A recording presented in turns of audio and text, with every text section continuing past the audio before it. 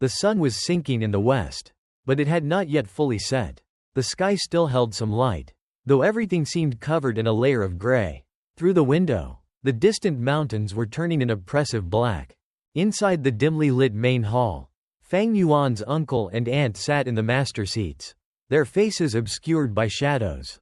Unreadable, their eyes fell upon the 2 jars of wine Fang Yuan had brought with him. And Uncle Gu Dongtu's brows furrowed. He broke the silence, his voice steady. Time flies. You're both 15 now and have shown the talent for Gu mastery. Fang Zheng, in particular, has made us proud. Your aunt and I are very pleased. To help with your cultivation, I prepared 6 pieces of primeval stones for each of you. Cultivating Gu worms requires a great deal of energy, and these stones will assist in that. Take them. With a wave of his hand, a servant approached, handing each of the brothers a small pouch. Fang Yuan accepted his bag in silence, while Fang Zheng eagerly opened his and found 6 grayish-white stones inside. His face lit up with gratitude, and he immediately stood up, bowing deeply to his uncle and aunt. Thank you, uncle and aunt. These stones are exactly what I need to replenish my primeval essence. Your care in raising me these years is something I will never forget. And I will remember this debt of gratitude for the rest of my life. Uncle Gu nodded with a smile, while Aunt Gu quickly waved her hand, her tone warm. Sit down, sit down. Although you aren't our biological sons, we have always treated you like our own. Your success brings us pride. Sometimes we think, wouldn't it be wonderful if you were truly our sons? The weight of her words hung in the air. Fang Zheng didn't catch the hidden meaning, but Fang Yuan's brows furrowed slightly. As if on cue, Uncle Gu followed up. Your aunt and I have discussed this and would like to formally adopt both of you as our sons. We would truly be one family. Fang Zheng, would you be willing? Fang Zheng was stunned for a moment, but his face soon broke into a wide grin as he replied excitedly. Ever since my parents passed, I've longed for a family reunion. Being able to call you mother and father would be a dream come true. Aunt Gu's face softened with joy as she chuckled. You're a good son of ours now. So why call us uncle and aunt? Father, mother. Fang Zheng corrected himself quickly.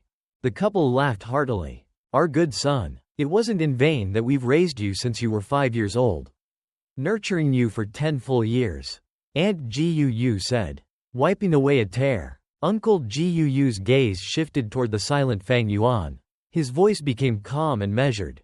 Fang Yuan, what do you say to this? Fang Yuan shook his head, saying nothing. Brother. Fang Zheng tried to persuade him, but Uncle Gu held up a hand to stop him. Very well, Uncle Gu said, his tone unchanged. We won't force you, but you are 15 now and will need to live separately soon. It will be easier for you to inherit your family's lineage that way.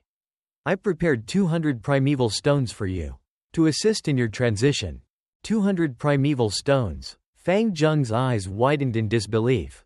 He had never seen so many stones before and couldn't help but feel envious. Yet Fang Yuan shook his head again, unmoved. Fang Zheng couldn't understand his brother's refusal, but a flicker of irritation crossed Uncle Gu's face, and Aunt Gu's expression darkened. If there's nothing else, I'll take my leave, Fang Yuan said abruptly, not giving them a chance to respond. He picked up the jars of wine and strode out of the room. Fang Zheng stood up quickly. Father, mother, brother's just confused. Let me try to talk to him. Uncle Gu waved a hand dismissively. There's no need to push him. Your intentions are good, and for that, I'm comforted. Now, someone, prepare a room for young Master Fang Zheng. With that, Fang Zheng bowed and left the hall. The room fell into silence as the last light of the sun disappeared behind the mountains, plunging the hall into darkness. After a long pause, a cold voice broke the stillness. It seems Fang Yuan has seen through our plans. The Gu clan had clear rules. When the eldest son turned 16, he would be entitled to inherit the family estate. Fang Yuan's parents had left behind a large inheritance, which was currently in the care of Uncle and Aunt Gu. The value of that estate far exceeded the 200 primeval stones offered. If Fang Yuan accepted the adoption, like Fang Zheng, he would forfeit his right to inherit. At 15, Fang Yuan was still a year away from the age of inheritance. And by living separately, it would technically go against the clan's rules. Thankfully, Fang Zheng is on our side. And Fang Yuan's talent is only third class. Uncle Gu sighed, feeling fortunate. But Fang Yuan clearly intends to live on his own once he turns 16. What should we do? Aunt Gu's voice grew agitated, the thought of losing the inheritance weighing on her. HMPH. If he's planning something, then we'll act first, Uncle Gu said coldly. We'll simply wait for him to make a mistake before he leaves the household. And then we'll expel him. That way, he loses all rights to the inheritance. But that brat Fang Yuan is clever. How can we catch him making a mistake? Aunt Gu asked. Confused, Uncle Gu shot her a sharp look. How dense can you be? If he doesn't slip up, we'll just set him up. Have that girl Chen Shui seduce him. Then cry out that she's been assaulted. We'll catch him in the act and accuse him of misconduct. Expelling him will be a simple matter after that. Ah, husband, you truly are wise. Aunt Gu beamed. Her spirits lifted once more. Whoosh, whoosh, large raindrops, the size of beans, fell in a thick sheet. The rain pounded against the green bamboo of the tower, producing a sharp, crisp sound. The water splashed into the pond in front of the building, sending ripples across the surface. The fish below darted about happily, while the water plants at the bottom swayed gently. The sky was dark and overcast, and the dense rain obscured all vision beyond a few meters. Inside the dimly lit room with its open window, Fang Yuan quietly watched the downpour, a long sigh escaping him. It's been 3 days and nights. 3 nights ago, he had taken 2 jars of wine and left the mountain stronghold, continuing his search, but by midnight, a torrential rain had begun to fall. He had been drenched to the bone. But that wasn't the worst of it. In weather like this, continuing the search was impossible. The rain would wash away the scent of wine too quickly. And if he persisted in searching under such conditions, it would arouse suspicion. Previously, he had disguised himself as a disillusioned, drunken fool to hide his true intentions. But one should never underestimate the intelligence of others. Only a fool would assume others were fools. So, he had no choice but to halt his search. And now, the rain persisted, sometimes a light drizzle, sometimes a heavy downpour, but it hadn't stopped for even a moment. At this rate, I won't be able to find the wine Gu anytime soon. I'll have to begin refining the moonlight Gu first. If I can find the wine Gu during the process, that would be ideal. If not, I'll just have to make do. But then again, things like this are common. In this world, nothing ever goes perfectly. There are always unexpected storms. Fang Yuan remained calm. The experiences of the past 500 years had long washed away any impatience in his heart. He closed the window and door, sat cross-legged on the bed, and slowly closed his eyes. After a few breaths, he focused inward. Immediately, the image of his aperture appeared in his mind. Although the aperture was within his body, it existed in a space that was both incredibly vast and minuscule. Surrounding the aperture was a thin membrane of light. This white membrane looked fragile, but it was the very thing holding the aperture together. Inside the aperture was a sea of primeval essence. The water was a dull bronze color, and the surface was as still as a mirror. The water level stood at about half the height of the aperture, and the sea occupied around 44% of the total space. This was the bronze primeval sea of a first-stage Gu Master. Each drop of water was precious primeval essence. The very lifeblood of a Gu Master, the crystallized essence of Fang Yuan's energy, spirit, and strength. Every drop of primeval essence was valuable, for it was the root of a Gu Master's power. With it, a Gu Master could refine and control their Gu worms. Fang Yuan pulled his focus away from the primeval sea and opened his eyes. He reached into his robes and took out the moonlight Gu. The moonlight Gu lay quietly in his palm. It resembled a crescent moon, a small, luminous blue arc, delicate and translucent. With a single thought, the primeval sea inside Fang Yuan's aperture began to churn. A stream of primeval essence shot up, broke through the surface, and flowed out of his body, entering the moonlight Gu. The moonlight Gu emitted a faint blue glow and trembled slightly in his palm. resisting the primeval essence being forced into it. Gu were the essence of heaven and earth, the coded laws of the great Tao, conduits of natural power. They were living creatures, born free with their own will. Now, Fang Yuan intended to refine it, to erase its will. Sensing this, the moonlight Gu naturally resisted. The refining process was arduous. The crescent-shaped moonlight Gu shone faintly as the bronze-colored primeval essence flowed into its body, gradually dyeing the two tips of the crescent green. Slowly, the bronze color crept inward toward the middle of the crescent. After just 3 minutes, Fang Yuan's face paled. A large amount of primeval essence had been poured into the moonlight Gu, and waves of weakness washed over him. 1%, 2%, 3%, 8%, 9%, 10%. After 10 minutes, a full 10% of Fang Yuan's primeval essence had been depleted. Yet, the moonlight Gu's appearance had barely changed. The two tips of the crescent were tinged with bronze, but only a small portion of the Gu had been refined. The moonlight Gu's resistance was fierce. But Fang Yuan had expected this and wasn't surprised. He continued pouring his essence into the Gu. 10%, 20%, 30%. Another 20 minutes passed. Fang Yuan's primeval sea had shrunk to just 14% of its original volume. The bronze tint on the moonlight Gu had spread a bit more, covering roughly 1/12 of its surface. The rest of the Gu remained its natural pale blue. Refining Gu is truly a painstaking process. Fang Yuan sighed inwardly. He stopped supplying primeval essence and halted the refining process. At this point, he had been refining the Gu for half an hour. His primeval sea was more than half depleted, leaving only 14%. Despite all this effort, only 1/12 of the moonlight Gu had been refined. What made things worse was that the moonlight Gu continued to resist. Even though Fang Yuan had paused the process, the Gu hadn't stopped expelling his primeval essence.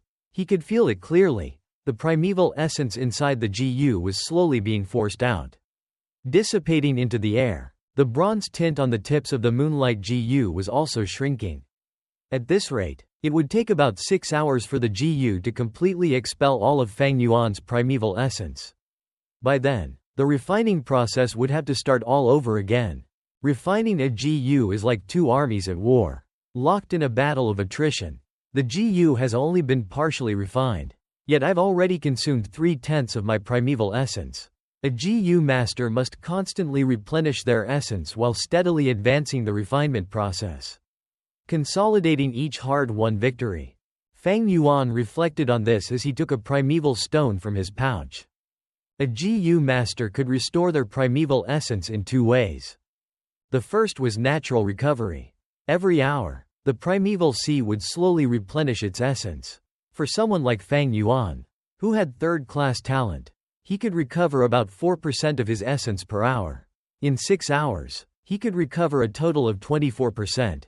The second method was absorbing the natural energy stored in primeval stones. These stones were treasures formed by nature, and they condensed primeval essence that a Gu master could absorb. Holding the stone in his hand, Fang Yuan began to absorb the essence within, channeling it into his aperture. The faint glow on the surface of the stone gradually dimmed as the level of Fang Yuan's primeval sea steadily rose. After half an hour, his primeval sea had returned to its previous level of 44%. However, the rise in the water level came to a halt. Even though there was still space in his aperture, Fang Yuan could not absorb any more essence. This was the limit of his third-class talent. Thus, the importance of cultivation talent became immediately apparent. The higher the talent, the more primeval essence a Gu master could store in their aperture, and the faster they could recover it. For Fang Yuan, refining Gu required the use of primeval stones, as his natural recovery rate was slower than the moonlight Gu's ability to expel his essence. But for someone like Fang Zheng, with first-class talent, he could recover 8% of his primeval essence every hour.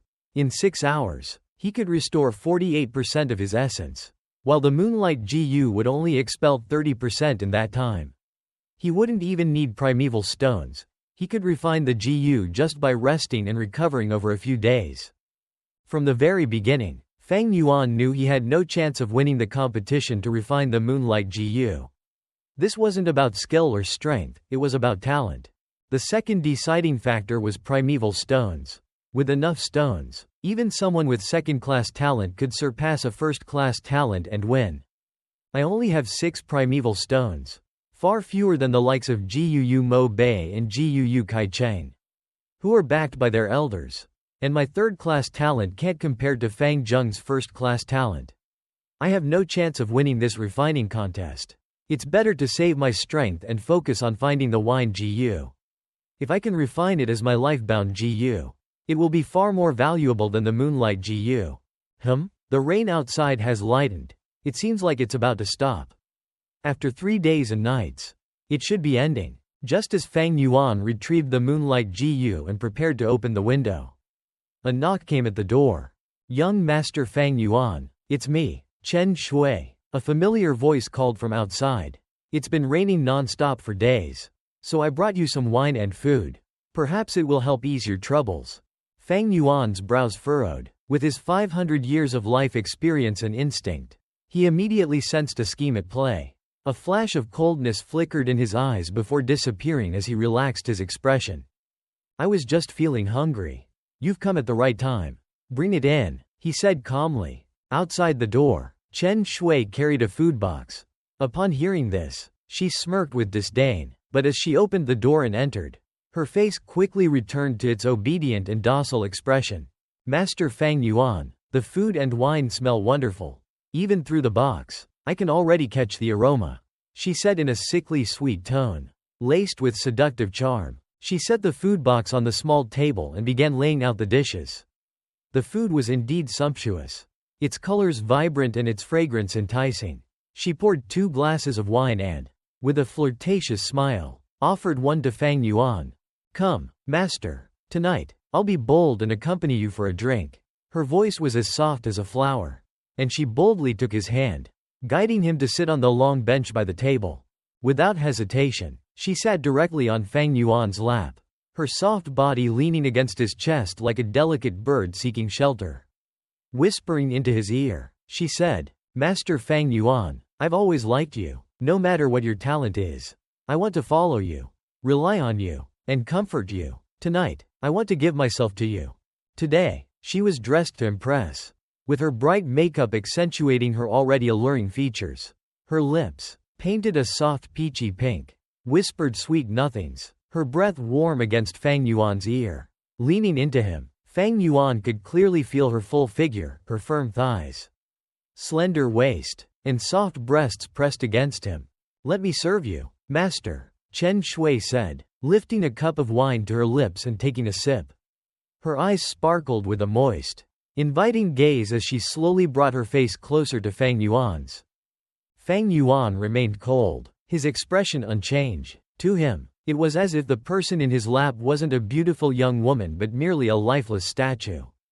Seeing his indifferent face, Chen Shui's heart wavered at first, but as her lips drew closer, stopping just a hair's breadth away from his, she calmed herself. Internally, she sneered, still pretending, "Are we?" But at that exact moment, Fang Yuan let out a cold chuckle. So, this was just a pathetic seduction ploy. Chen Shui froze, swallowing the wine in her mouth. She pretended to act offended. Master Fang Yuan, what are you talking about? Fang Yuan's eyes darkened, cold light flashing within them. He stared directly into Chen Shui's eyes as his right hand moved to her pale neck.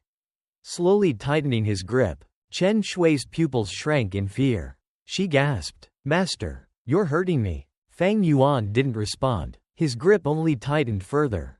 "Master Fang Yuan, please don't scare me." Chen Shui's voice quivered with panic as she instinctively grasped at his arm, trying to push him away. But Fang Yuan's arm was like iron, unyielding. "So, uncle and aunt sent you to seduce and frame me?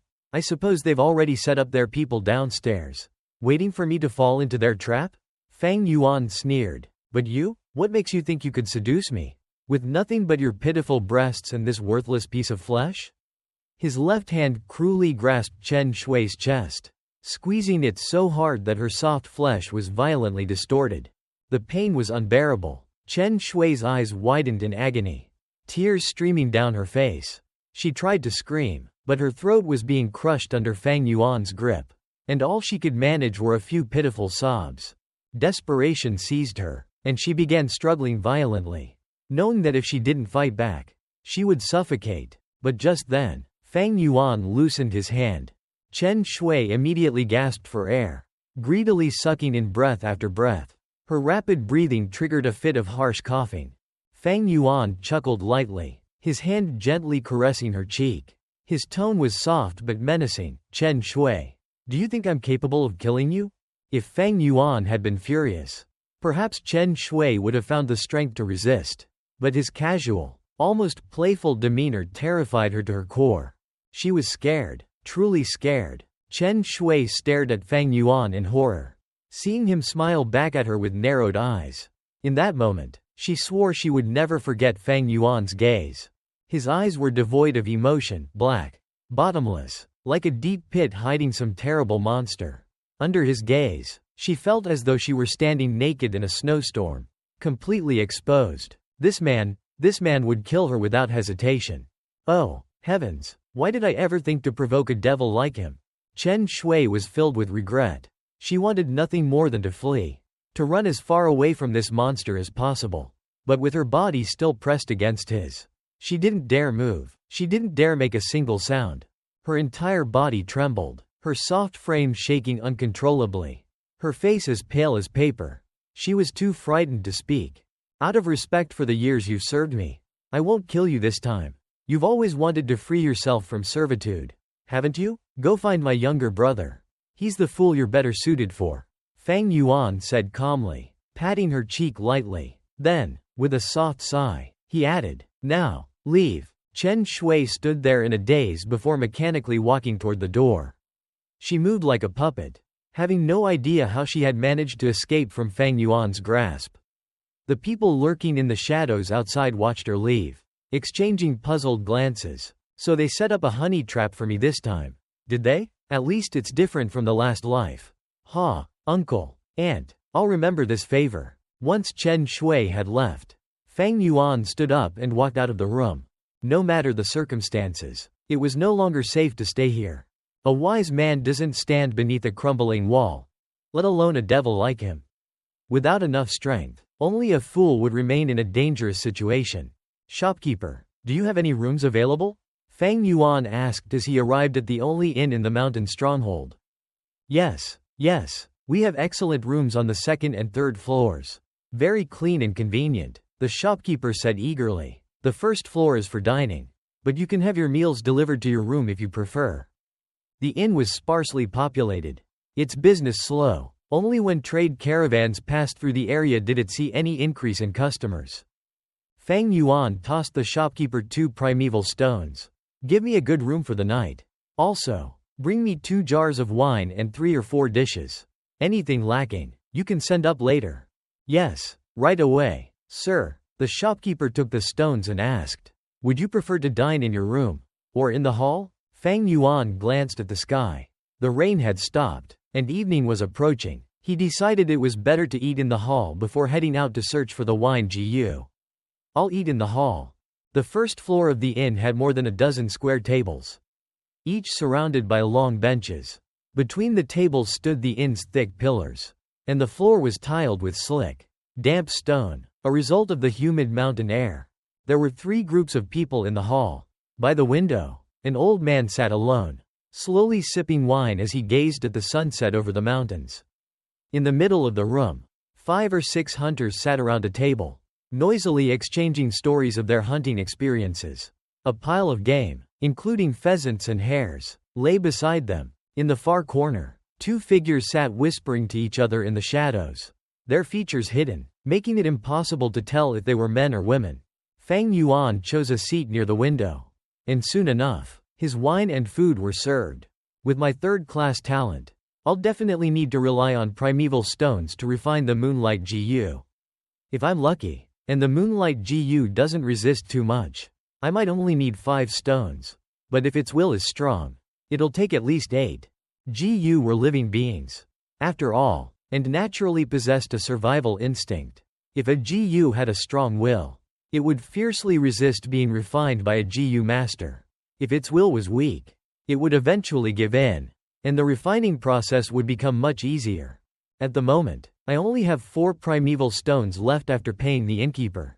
That's not enough. In this world, primeval stones were an extremely valuable currency with immense purchasing power. For a mortal family of 3, a single stone could cover a month's living expenses.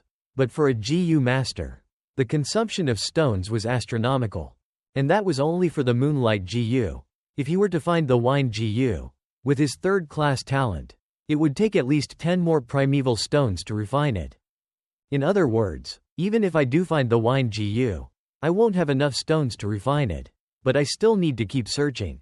Because the treasure trove left behind by the Drunken Gu Master is likely filled with primeval stones. This wasn't hard to deduce.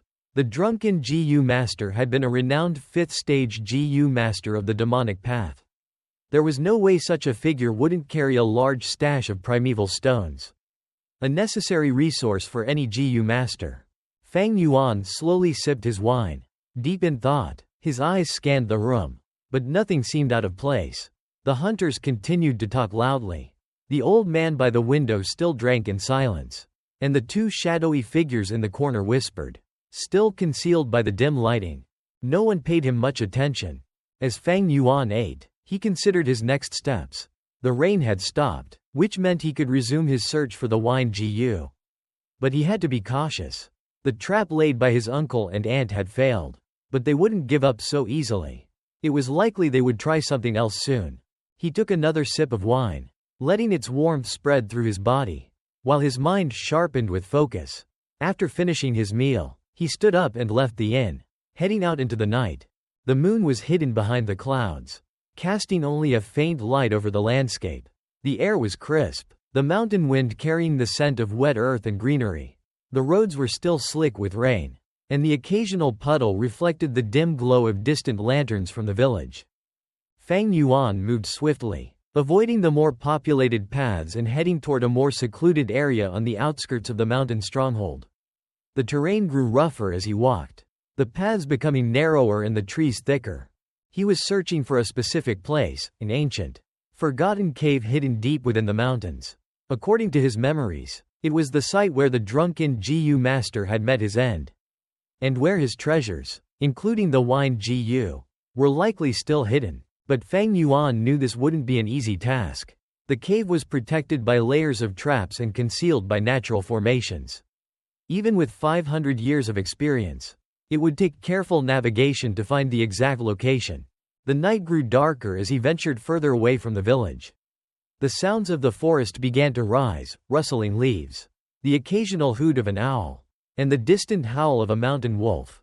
Fang Yuan remained alert, his senses heightened to detect any potential danger. After what felt like hours of walking, he finally reached the foot of a tall cliff. The entrance to the cave should have been somewhere around here. In his previous life, it had taken him weeks to locate it. But this time, he had the advantage of knowing exactly where to look. He crouched down, examining the ground closely. The rain had made the soil damp and soft, which made it easier to spot any unnatural disturbances in the earth. After a few moments of searching, he found it, a small patch of ground that seemed slightly elevated compared to the surrounding area. Fang Yuan smirked. Found it. He pulled out a small, sharp blade from his robes and began digging carefully at the ground. After a few minutes of work, the blade hit something solid. He cleared away the remaining dirt and revealed a stone slab, perfectly flat and smooth. This was the entrance. He pressed his hand against the slab, focusing his primeval essence. The stone glowed faintly in response, then slowly slid aside, revealing a narrow passageway leading into the cliffside. Fang Yuan took a deep breath. Stepping into the darkness, the air inside the cave was cold and damp. The walls were lined with faintly glowing moss, providing just enough light to see. As he moved deeper into the cave, he could feel the presence of old, powerful traps. Most of these were remnants of the Drunken Gu Master's protective measures, set up to guard his treasures. Fang Yuan moved cautiously, his sharp instincts guiding him through the labyrinth of traps.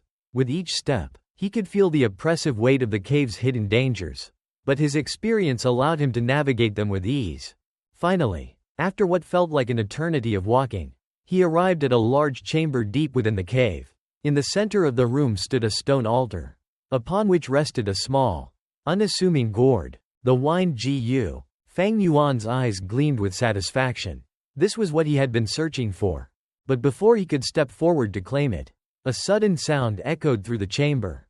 It was faint at first, a soft, almost imperceptible scraping noise, but it quickly grew louder, reverberating off the stone walls.